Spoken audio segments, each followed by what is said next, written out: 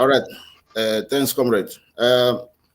I'm Comrade Lishonolo, information security architect. Did a couple of courses. Worked on GDPR. Worked on Papaya.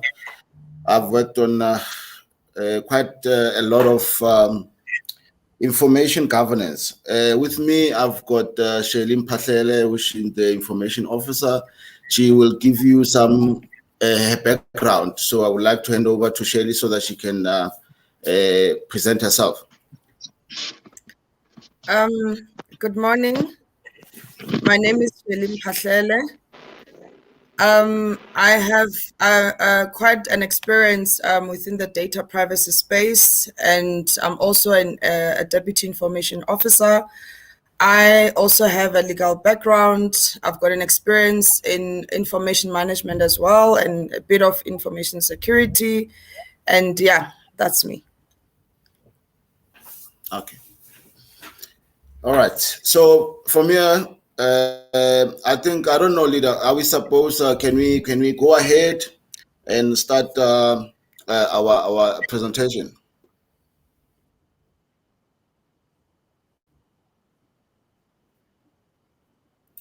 Okay, let me just do this. All right, so basically today we're going to be discussing the POPI Act, and as much as a lot of people have seen what has happened in the past couple of days, whereby you got quite extensive emails. So I'll start off this discussion in terms of understanding why Papaya, and people need to be vexed in a perspective that they need to understand why do we have Papaya today. And data is something that is quite valuable these days. You know, you've got your data sitting in the cloud, you've got the data sitting in your servers, data traversing different networks, and some companies, they use that data for monetary value. Some people, they steal the data, they impersonate, they try to create bogus accounts, cyber fraud, and all the stuff.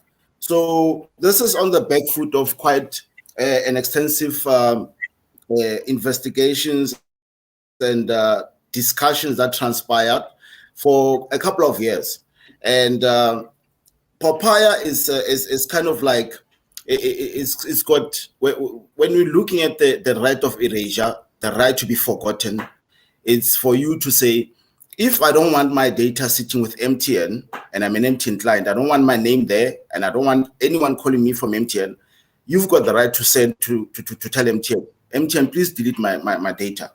So it gives you that sense of privacy in your space as an individual, as a South African citizen, that I need to be in control of my data, and I need to be in control of how my data is shared with whoever, and that person who shares my data needs to take adequate security measures to protect my data.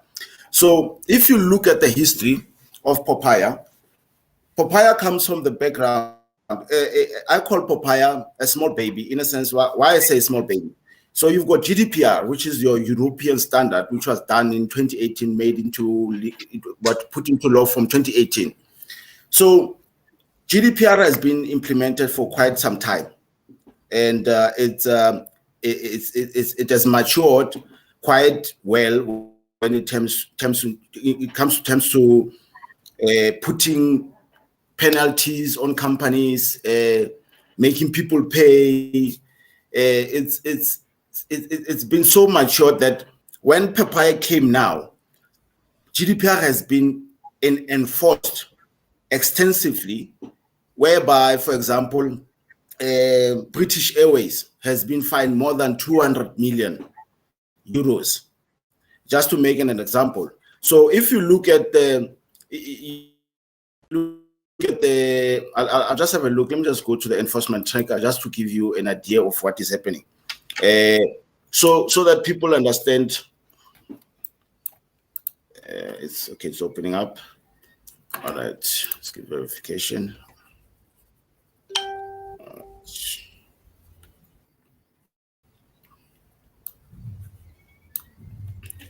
Can you still see my screen? Yes, we can, leader. All right.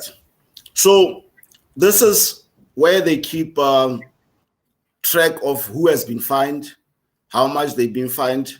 There's different countries. So, for example, if you look at when was this? This is on the 15th, 2021, on the 15th, in June. Iceland was fined for non-compliance with general data processing principles. So, if you go to UK, I know UK. Let's see, UK. I want to see. These are euros. These are the fines that have been imposed. I just want to show you something. I want to see British Airways. I know. You see how much British Airways was fined? 222 million. Can you still see? Hello? Yes, leader, we can see. Yes, we can see. Yeah. So this is just to give you an idea in terms of when you speak about GDPR, it has been well implemented and it's well running and it's well governed. So Papaya, them coming now, they took some of their acts and some of their things from they took their what you call their laws and implementations from GDPR. So indirectly, I might say they copying what GDPR has already implemented. And because they're starting it now and they're enforcing it as law now, for it to mature to the level it needs to get to GDPR, it's going to take some time. And that in itself says, as much as we're going to be looking at, it's been enforced from the 1st of July, but the maturity level, and when you look at the country, we need to start getting ourselves ready as small companies and say, we don't want to find ourselves when they start appointing investigators and all those guys to be on the back foot. So for us, the difference is that we've got 10 years and fines not exceeding 10 million. Which is 10 million and a period of 10 years, not exceeding 10 years in terms of going to jail, you see. But GDPR is 20 million euros or 4% of our annual global turnover. Why am I speaking to GDPR and Papaya in comparison? Because we're an ISPs and we might find ourselves doing some businesses with international companies, you need to take that into consideration when going forward and say, I might be heading out and having engagements with guys that are running businesses internationally or something like that. And I might transverse my businesses with European citizens, which is important that you keep that in mind. As much as we're going to be focusing on Papaya, but you need to take that thing and say, I've got GDPR at the back of my mind. If I get into a business and I see a business opportunity and then I need to engage with guys from Europe, I need to take this into consideration. From here, I'm going to be passing over to Shelly to go ahead and with the slides going forward. I'm going to stop sharing now. Is it fine? Or Shelly, should I continue presenting?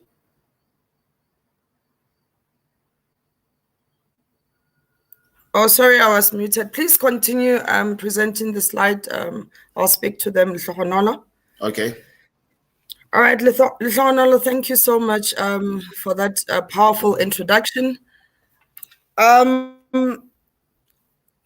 Colleagues, this is the slide that is giving us sleepless nights in terms of Papaya.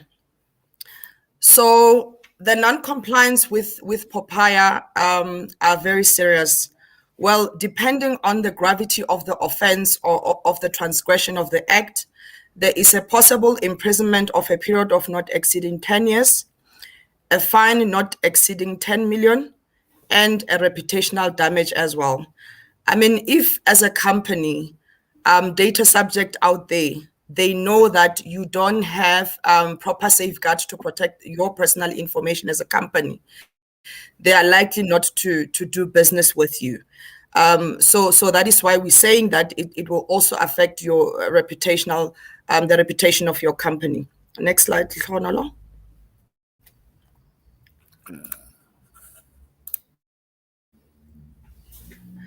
So the question that we need to ask now that Papaya is in effect, it's been in effect from 1st July 2021.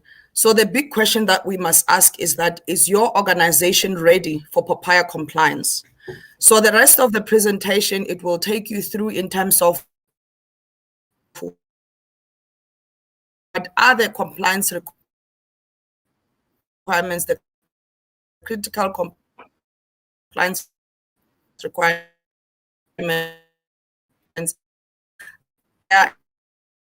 type of you can in order minutes. So Papaya requirement. So within Papaya, there is what is called 8 conditions that we comply with. But of importance to note is that these are not the only conditions that we are expected to comply with. There are other compliance requirements that are not grouped within 8 conditions. So let's quickly go through what are to comply with as companies. The first one deals with what is called accountability. And it simply says that as a company, you are responsible and accountable for personal information that you're processing in your company. And should there be any non-compliance in terms of Papaya, your company will be liable. The second one relates to processing limitation, and it's saying that personal information can only be used for the original purpose it was collected for.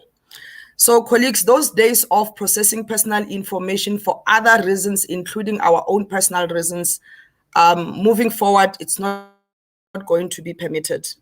You must make sure that when you process personal information, you process it within the original purpose why it was collected for, or within the same value chain of your company, or for your company's operations. The third one relates to purpose specification. And purpose specification simply says that we are no longer allowed to collect personal information if there is no reason why we're collecting it. And secondly, it's providing that when you collect personal information, the data subject must be aware that you're collecting their personal information. So the fourth condition relates to further processing limitation, and it's simply saying that you are not allowed to further process personal information of data subject without their consent. We're now moving to the fifth one, which is called information quality. Information quality simply states that the quality of personal information within your company, it must be maintained, it must be accurate, it must be up to date, and it must not be misleading. The seventh condition relates to security safeguard. Colleagues, we are expected to protect personal information that is in an electronic format, and also personal information that is in a physical format. So we must make sure that from an IT perspective, we do have proper IT security safeguards in order to protect personal information. The eighth condition deals with data subject participation, and it's simply providing that we need to protect the rights of data subjects. The other consideration are direct marketing, automated decision making, and directories. And the main principle is that in those areas is that you can no longer subject data subject to direct marketing without their consent. Next slide, Lehlohonolo. So this slide, it actually tries to unpack the definition of personal information. So the definition of personal information, what we should know is that it's very broad. It's extremely broad. So it can be defined as information relating to an identifiable living natural person, and where it is applicable, an identifiable existing juristic person or legal entity. So what we must learn from this definition is that the definition of personal information, it does not only focus on personal information of natural persons, but personal information of companies as well. So in your own company, if you are processing personal information of companies, you should know that you are expected to protect it as well. Now, let's quickly go through in terms of what are the examples of what can qualify as personal information. So personal information can be information relating to race, gender, sex, pregnancy, marital status, nationality, ethnic, social conscience. Information relating to education, medical, financial, criminal, or employment history. It also includes, very important, the personal opinions, views, or preferences of the person. Also the views or opinions of another individual about the person, and also correspondence sent by the person that is implicitly or explicit of a private or confidential nature. Colleagues, this is one definition that I want all of us to internalize, because as we are executing our functions on a daily basis, we need to know that now we are engaging with personal information and Papaya is kicking in, and therefore those other rules that we've mentioned in terms of the different compliance requirements of Papaya will kick in. So knowing clearly the definition of personal information is very critical. Next slide. So within Papaya space, we have what we call the rights of the data subject. So as a company, you've got a responsibility to make sure that you protect the rights of your data subject. And we're simply going to quickly go through the rights and unpack them. So the first right is data subject out there that we process their personal information in our own companies. They've got a right to be that their personal information is collected.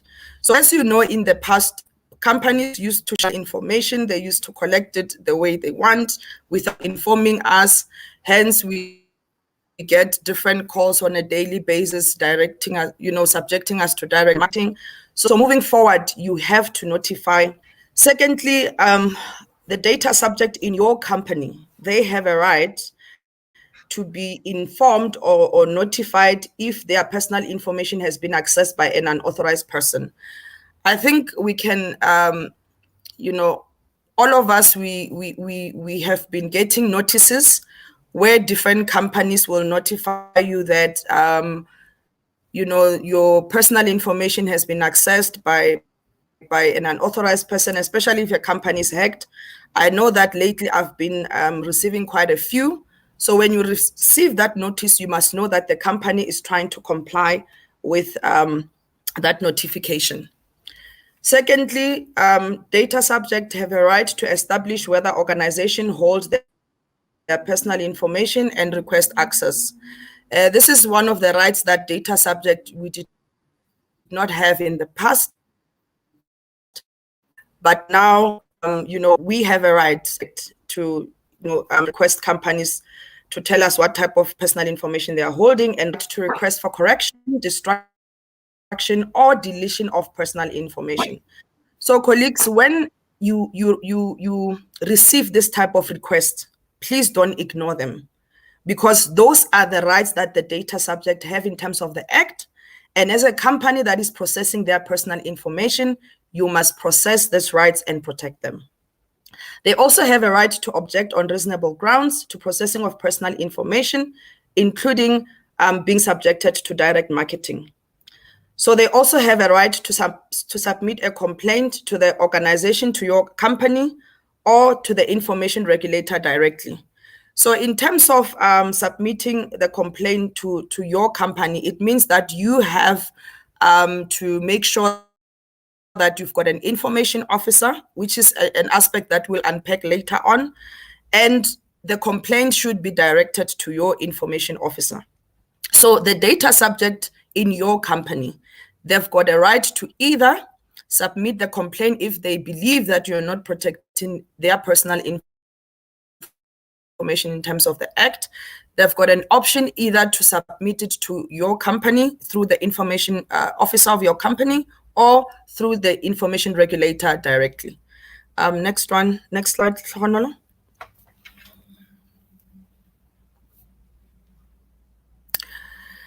Yeah, this slide speaks to Papaya data breach, notification, risk management, and incident response plan.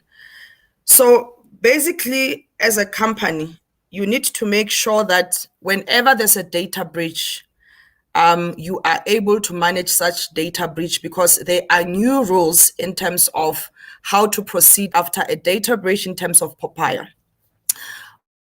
One of the compliance requirements is that you must, within a reasonable time, inform the affected data subject that their personal information has been accessed.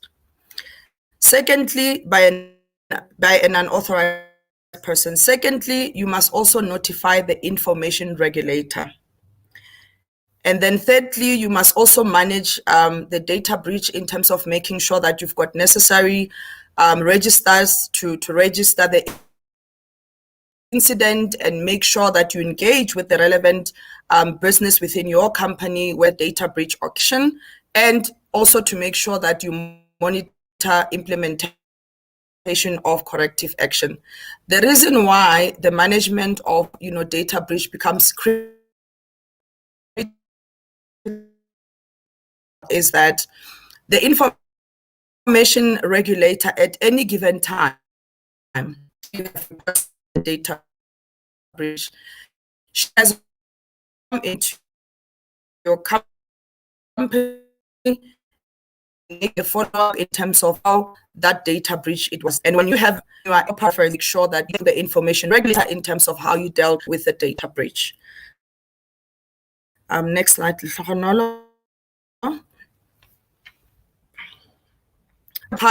Space. One of the critical principle is that moving forward, we are not allowed to process data subject without their consent. But of importance to note, consent is not the only factor. In terms of the Act, we are only allowed to process information. It's the only one. So the other factors where you can be allowed to process personal information moving forward, I've already spoken about consent. You are also allowed as a company to process personal information if processing is necessary in terms of a contract. So where there is a contract, you can be able to collect and process personal information. You are also allowed to process personal information where processing complies with the law. So as a company, if there are any regulatory prescripts that are there that expect you to process and collect personal information, you can do so. Also, if processing relates to protection of a legitimate interest of a data subject, where you feel that you need to protect the legitimate interest of a data subject, you are also allowed to collect and process their personal information. You, as a company, are also allowed to process personal information if it's necessary to fulfill a public law duty. And finally, you are also allowed to protect personal information if processing is necessary for the legitimate interest of your company or of a third party to whom information is supplied. So those are the 6 circumstances under which moving forward you are allowed to personal company, including consent. So at this slide, we're seeing the different consent that should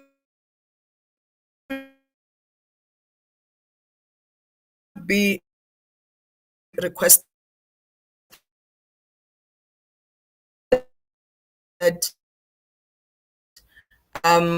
next one. So when there's a data breach in your company, and for other reasons, the information regulator choose to come and investigate the data breach in your company, one of the things that she will be looking at is the adequacy of your IT. Must look at this to say that we have adequate IT security safeguard. If we are hacked tomorrow, the type of the cyber security safeguards that we have, the infrastructure that we have, is it adequate such that it responds to the size of the company that we are and the nature of the mandate that we are, implementing. Also, in your company, if you are keeping documents in a physical format, you are expected to protect them as well. I know that in different companies, personal information, that is, you find companies storing boxes and boxes of documents with personal information on their corridor, on areas that are not necessarily protected, where unauthorized people can be able to access this personal information. So moving forward, we need to ensure that we, inform employees to make sure that they protect personal information that is in a physical format. Next slide, Lehlohonolo. So this boxes and boxes of personal just tries to show you in terms of different companies how they store documents with some companies still and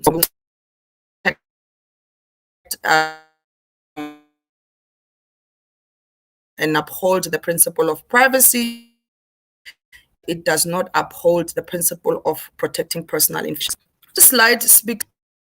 So as companies moving forward, if you have a service provider who's processing personal information on your behalf, so service providers within the Papaya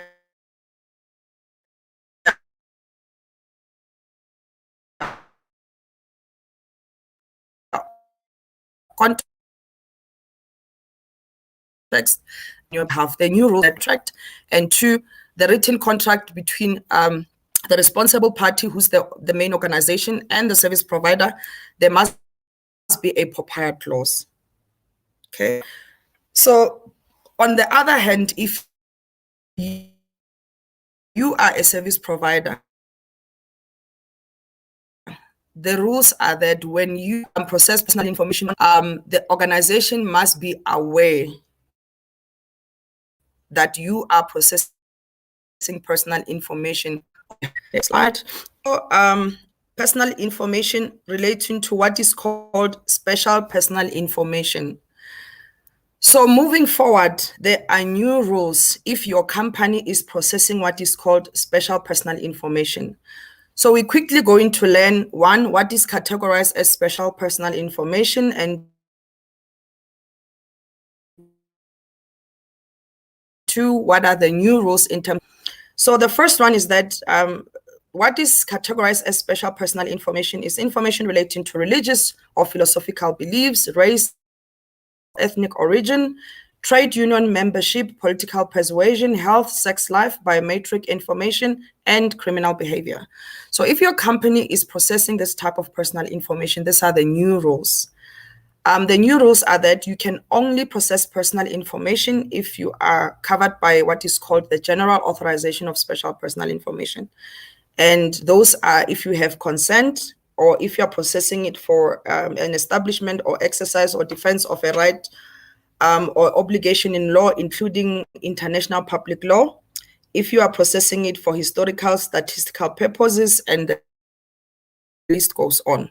So the same General Authorization of Special Personal Information also applies to when you're processing personal information of children. So we are not allowed to process personal information of children unless we are accommodated by those factors. Next slide, Lehlohonolo. There's also new rules relating to when you transfer personal information of your data subject in your companies in other countries. So the new rules are that you must make an assessment if the other country that you are transferring or sharing personal information to, whether they've got their own data privacy law. So if they don't have their own data privacy law, you must ensure that as a company, you conclude an agreement with the foreign country or company. And in that contract, the other company or the foreign country must declare that they will protect personal information of your data subject since they do not have data privacy law in their country. Next slide.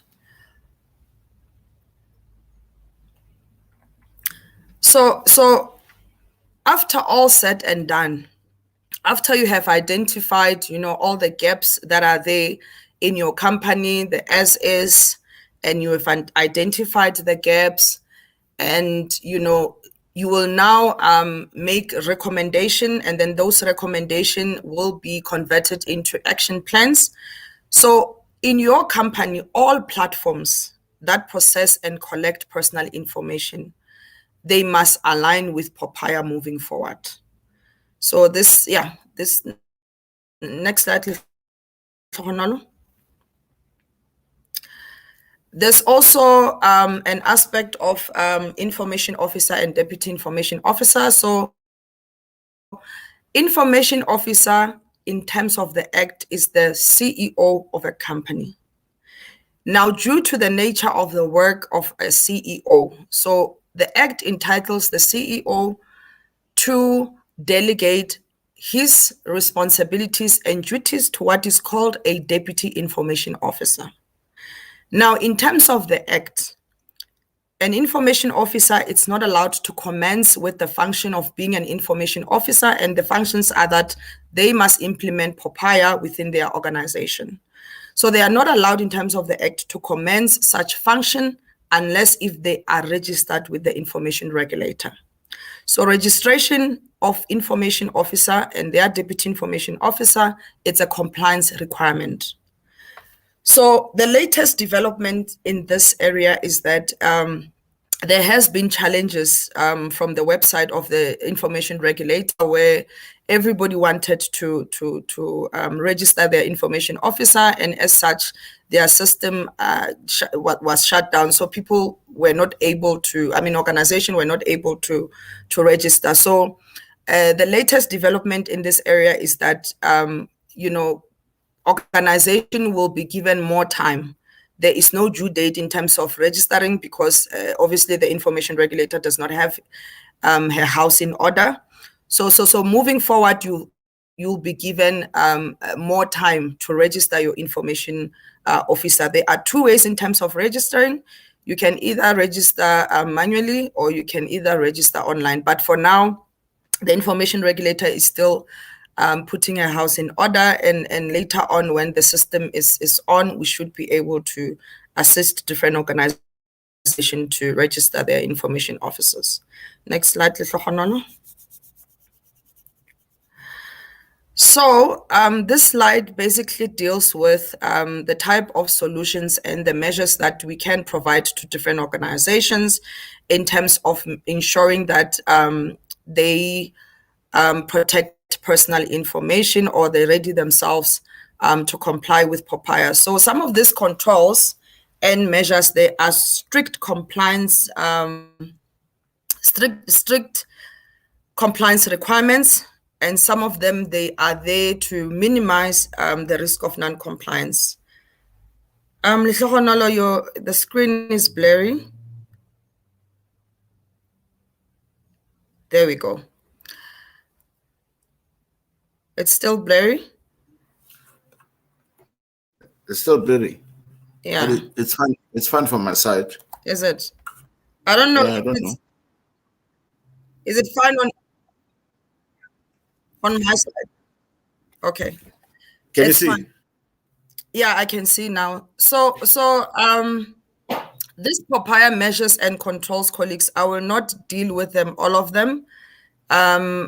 But I think I would also like to raise, let's see.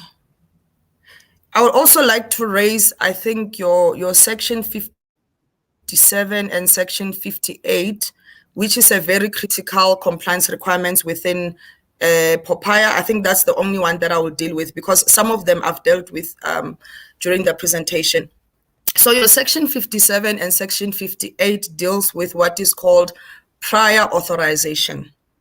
So the compliance requirements provides that as companies, there are certain personal information or processes that you will not be allowed to process unless if you have prior authorization from the information regulator. And that is very important.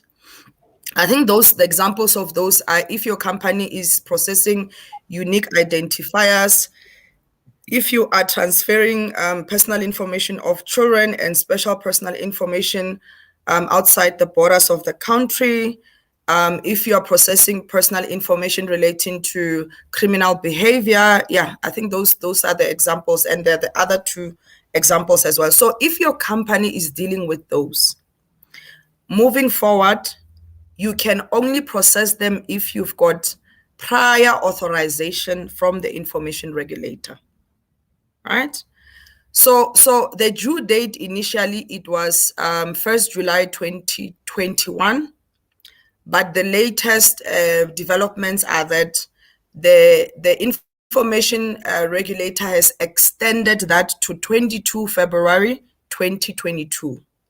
So I would also like to make a very important clarification that we have seen a notice from the information regulator providing for a Section 58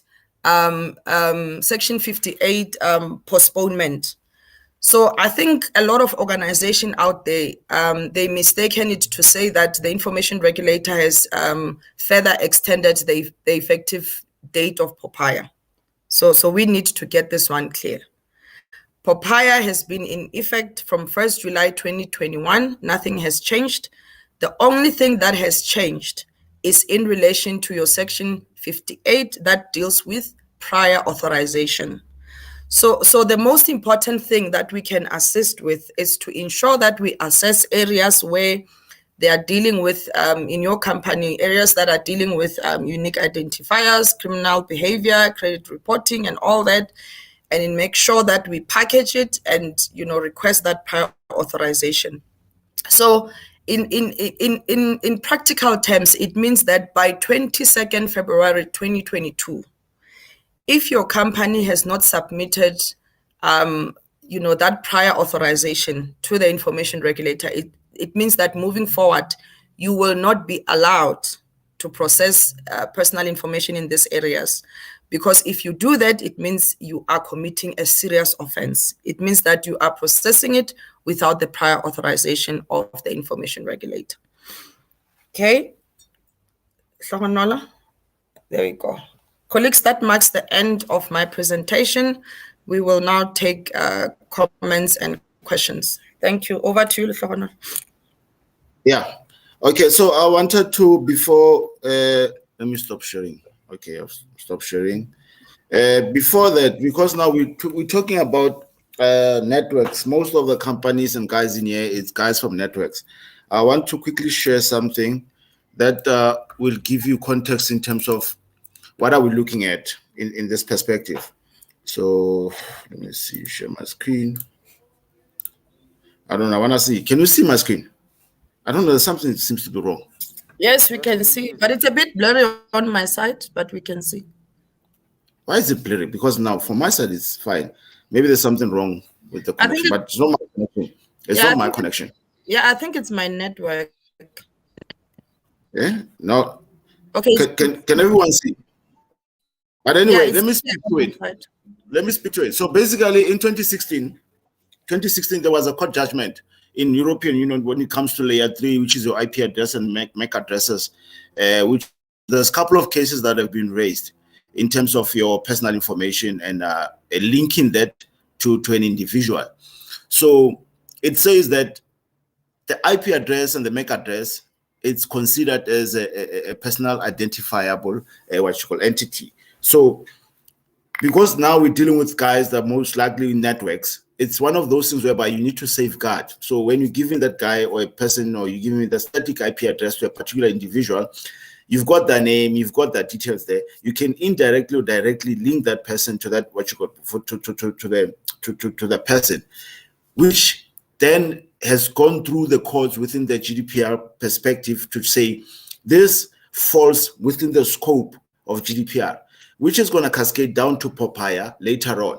I'm just putting it out there so that you understand where it's going. So if you're going to give a personal IP address, and then from there you've got this person's name and whatnot, that constitutes into becoming a personal identifier.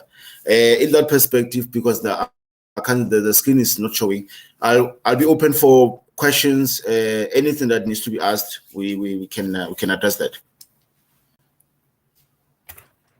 The floor.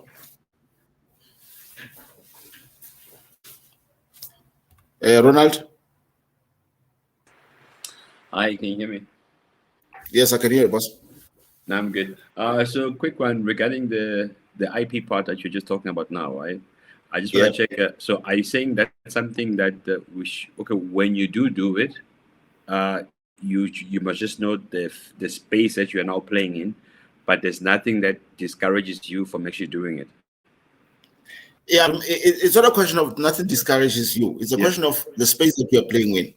Okay. If I can link your phone, for example, I'm giving you an AP. Let's say I'm giving you an AP, and with Yeah. that AP that I'm installing in your house, I Yeah. give that IP your name, Yeah. and somebody steals that AP, and you've got a static IP address that is sitting in your data center or wherever.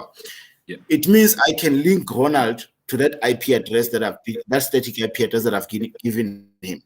You see, so Okay. it means that I need to secure the environment that houses those static IP addresses or IP addresses that I've given them to my clients.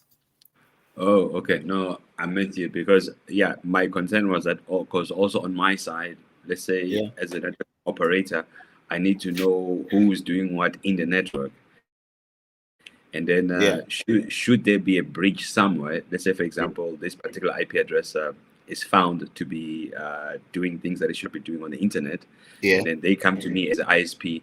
I need to be able to identify the person and say this is where the thing was connected from. Okay, no, Yes. that's fine. Remember, it's not about showing what is connected. You're going to Yeah. have proof beyond reasonable doubt that you've taken adequate measures to protect your environment for those breaches, and you've got document and policies in place to say, I've got my information officer in my company, and these are the measures we've taken. That we've either pseudonymized or we've done that what you call encrypted all the data that is sitting here. Oh, okay. So now it's a case of data at rest. Must make Yeah, sure that on my side is yeah, encrypted. Okay. Now. yeah. Data at rest. Okay. Any other questions?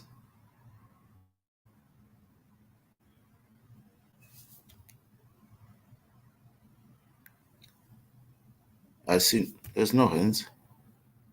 I have a hand up again since there's no other people. Yeah. Yeah. So for example, the one thing I want to find out now. So some of the project that we're actually working on as PBICT, right? There's one that we trying to finalize for next week, where basically we want to reach out to training or looking for training or employed looking for employment is to basically partner up on a Microsoft project to see if we can get them onboarded onto their cloud. So, Okay. so the form, for example, will be collecting some minimum data, the ID number, but just basic information, and like who you are and where did you study, what did you study, and at some point we is partnered up with in terms of the training.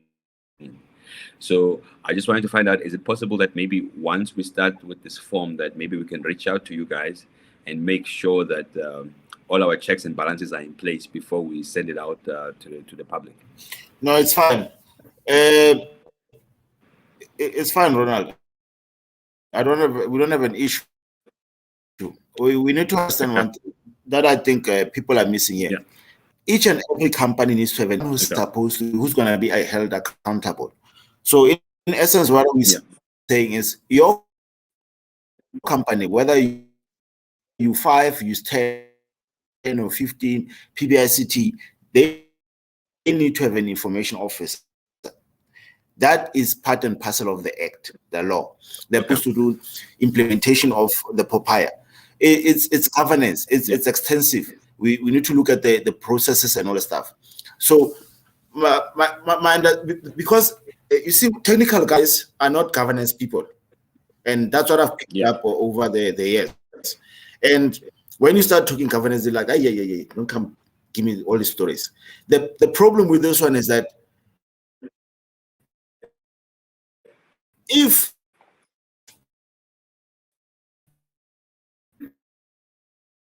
from what I gathered when I came to this presentation is that because we're playing in this space, somebody just unleashed dogs on your money. Okay, and drag you and drag you. You see, and it's as simple as say ABC goes to the regulator. Ronald has got a company. The regulator makes an example of you. Your company goes down, or somebody, or the owner of the company goes to prison because now it's an act. That's where the problem lies. Okay, now I'm with you. I don't. Okay. Yeah. So, yeah. No. I think it is very clear.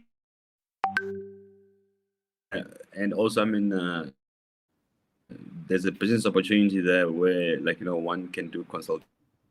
Means just to make sure they are and they do meet the checklist and do what you call every quarter or every year, just to check if they still balance. Yeah, what we are here, we've got the skill set, got the tools, and we can assist. And it's kind of like it's a project on its own.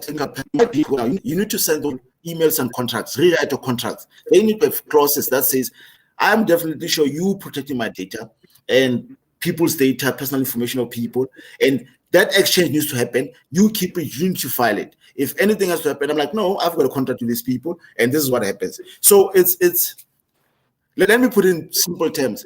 This is purely governance, just to protect people's data.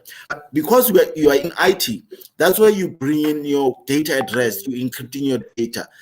Are you putting SSLs on what you call? If you're advertising through your website, is there consent that you push through that shows, okay, fine, my website, if you want to put my information here, do you give consent for this? I think you've seen these pop-ups now coming on different websites recently after this act. Now they're sending emails. Are you acknowledging we can use your data? If you say no, and they use your data, and somebody calls you tomorrow, you can go to Vodacom and sue them, an issue with them. Okay, I'm with it. Yeah. Thanks for that. So one thing, if there's no other question, is it possible that maybe we can set up a follow-up session and then have a more, just pick a scenario that, for example, might impact one of the businesses here in PBICT, and go to the rundown to actually say you have business A that does this kind of a business. Because of the nature of the business, they are now exposed to some of this POPI, regulations, which they need to start following. And then based on that, these are the recommendations, and this is how they should proceed moving forward. So that to move from it being an act and then to make it applicable, so that people can start being able to translate it in their own businesses. I never make sense. Now, I understand what you're saying, making sense. Yeah. Remember now, we are not. It's not like we are trying to catch the door when it's closing, whereby it becomes a project within your company or within PBICT. You start off with a kickoff session, and then you start moving. We draft your policies. You do an assessment first of your environment. Okay, this is the kind of data that you process within your company. Yeah. Let's put it aside. This is where your PI information is sitting. And then you start working on, and then you start drafting your policies, you're doing your frameworks. From here, that's when you say, okay, for what controls am I putting? And for moving from controls. So it's a project on its own, which is something that cannot speak to, in networking, in ISPs, it can speak to the connectors and say, we can assist you with this in your company so that you become compliant. But it cannot speak to each and every company, because different companies differ. So for ISPs, yes, already I've done. Remember, I used to be with IS back in the days. And when I was with IS, I implemented ISO 27001. And they got the certification through me because I implemented the controls. I was doing the auditing, I was implementing the controls, and I was doing the project plan for that. So I've got that extensive knowledge. So it's a question of how do we populate that and put it into each and every individual company. So we sit with the company, because not the platform is going to be compliant. Yeah. Each company that is sitting here needs to be compliant. No, does it make sense? We can make a follow-up. It's fine. I don't have a problem. But it comes from an individual company that needs to do that. There's a whole lot when you open up the web now. Everyone is selling their services and whatnot. We're not coming with that model. We're saying these are SMMEs. These are trying companies. No exorbitant accounts, as long as we can get these guys up and compliant so that they don't find when they're fighting the MTNs or the Vodacoms and whatnot, they get somebody just to pick on them and then they kill somebody's business. As easy as ABC. No, yes, that makes sense. That makes sense. So yeah. I understand we won't be able to cover everyone. It's just so that people can get an indication that somehow they are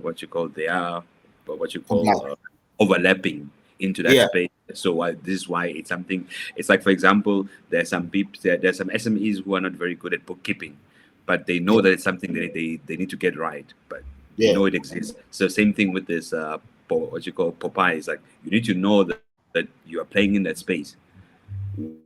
Whether you apply it or not now, it's up to you. But you need to be aware that you are now dabbling in that space. Exactly. Okay. Thanks for that. Thanks. I think that is all from our side, Chair. You can take over now.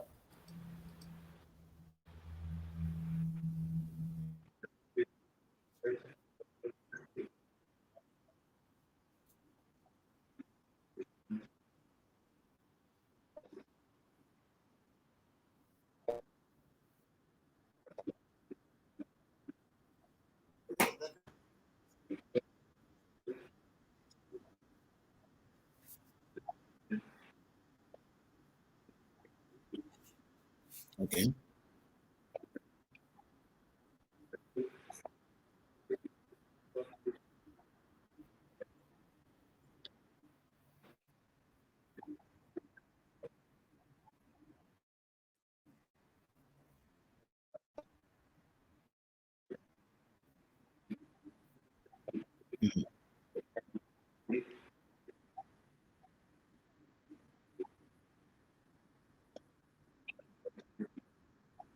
There's a question on the floor. Question. Right?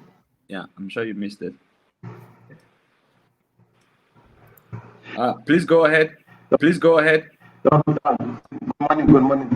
Can you hear me loud and clear? Yes. Okay, thank you so much. With the ISO 27001, you then get a certification either as an or as an in the POPI environment. Because other than that, you'll have everybody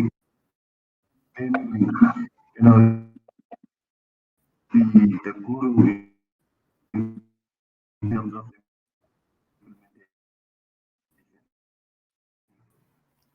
You can't hear you. Okay, yeah, thank you.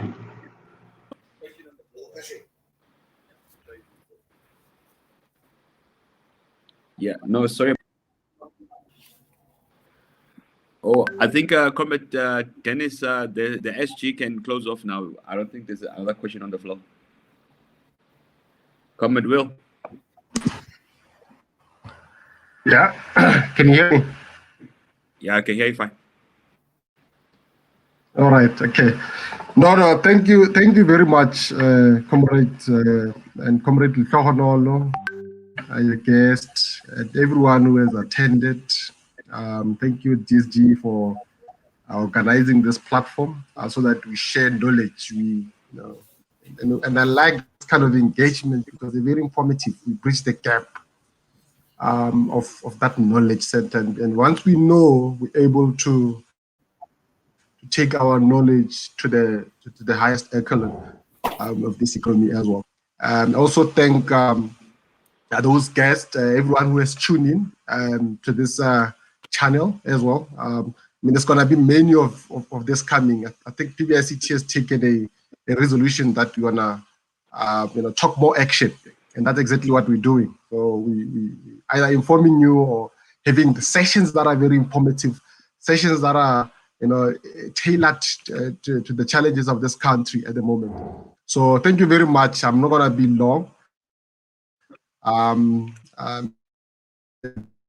I wish to encourage everyone to participate in this kind of sessions and the likes of Letlo Lolo are very, very progressive members of the movement who comes and share this kind of knowledge with us. On behalf of PBICT, thank you very much, and let's continue. Let's talk more action. Thank you, DST.